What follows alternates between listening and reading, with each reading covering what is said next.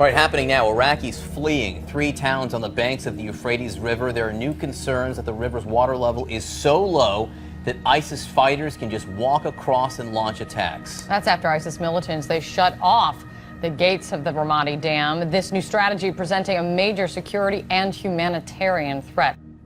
And the 6th angel poured out his vial upon the great river Euphrates, and the water thereof was dried up, that the way of the kings of the east might be prepared.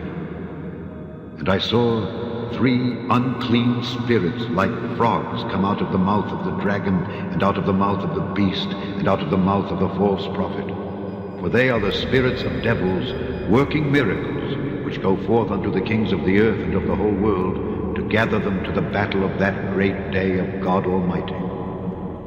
Behold, I come as a thief. Blessed is he that watcheth and keepeth his garments, lest he walk naked, and they see his shame. And he gathered them together into a place called in the Hebrew tongue Armageddon.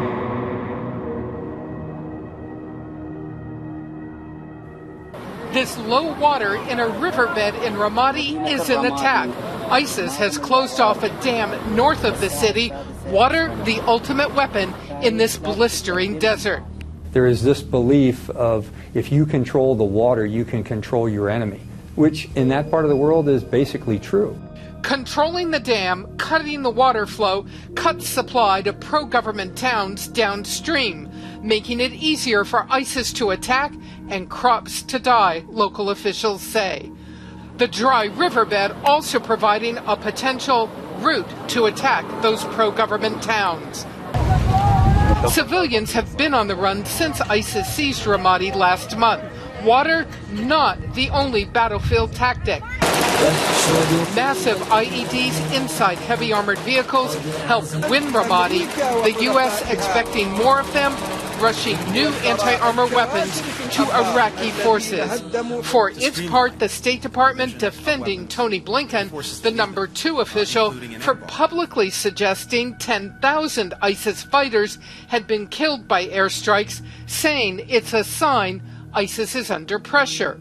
It's never good to have someone who's in the State Department talking about the effects of combat operations, and that's what that was. There is no military person in the world that will support a body count as an indicator of success. Is the fact that a serious number of people have been taken off the battlefield. But Blinken was using an old number. The latest body count, 13,000 ISIS killed. This will be a long-term campaign. Aspects of it will likely take a generation or more. But a long-term strategy may fall short of understanding Iraq's here and now. ISIS terrorists are doing the unthinkable. They're closing the gate to the Ramadi Dam. That means a vital water source is cut off for cities controlled by government forces. GRN reporter Campbell McDermott is live in Iraq. He joins us. Campbell, tell me about what they're doing to this dam. Hi, Greta. Well, as you said, they've closed the gates to this dam, which is located in Ramadi on the Euphrates River. And Iraqi officials are sounding the alarm about the security and humanitarian implications of this. The strategy appears to have a dual purpose. Downstream, the water level on the Euphrates has dropped, and this is allowing ISIS fighters to move more freely. The Iraqi strategy so far against ISIS and Anbar is to seal off access to Ramadi.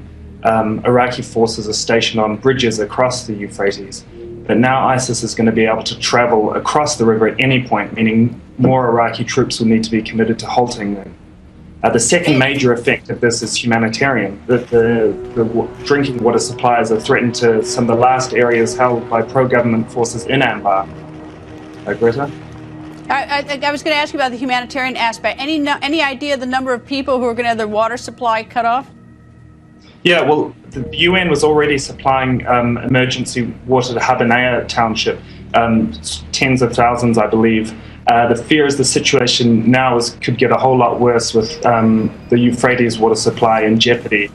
Iraqi officials are releasing some water from the Habanea lake downstream so that southern provinces will have some flow still coming through, but they said this is a temporary solution only. It'll only last for a few days. So they are saying they need to either retake the dam, which is going to be difficult because it's in Ramadi, or maybe destroy it with airstrikes.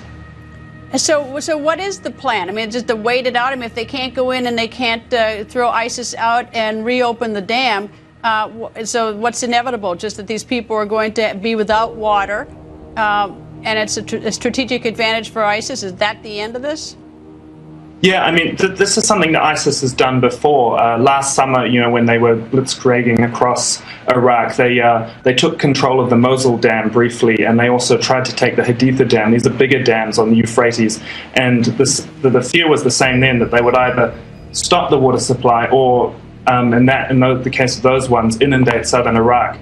So we saw then that it was imperative for them to retake these dams, and in that case, US airstrikes were helpful in enabling the Kurds to recapture the Mosul Dam and to prevent ISIS from taking the Haditha Dam. Greta? Campbell, thank you. ISIS cutting off a vital lifeline to thousands of people. The militants have shut most of the gates to a dam in the Iraqi city of Ramadi, that's right along the Euphrates River. And the move by ISIS could make it easier for it to attack towns downstream. CNN senior international correspondent Nick Payton-Walsh live in Baghdad to tell us more. Hi, Nick.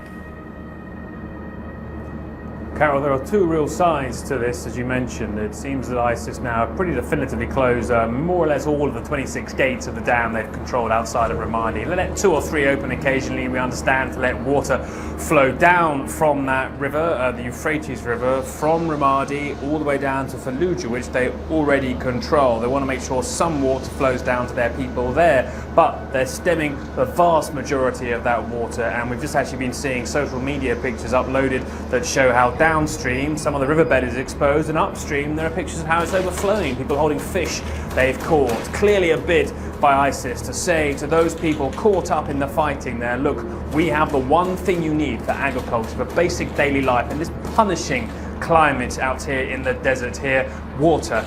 Now, another element, of course, is exposing itself too. We're hearing reports that potentially near some of the areas that are contested, the riverbed may actually be 1 meter, that's 3 feet closer now than it was before. The river has dropped, we understand. Now that will make it potentially a lot easier for ISIS to attack pro-government positions along that riverbed, being defended often by Shia fighting groups there.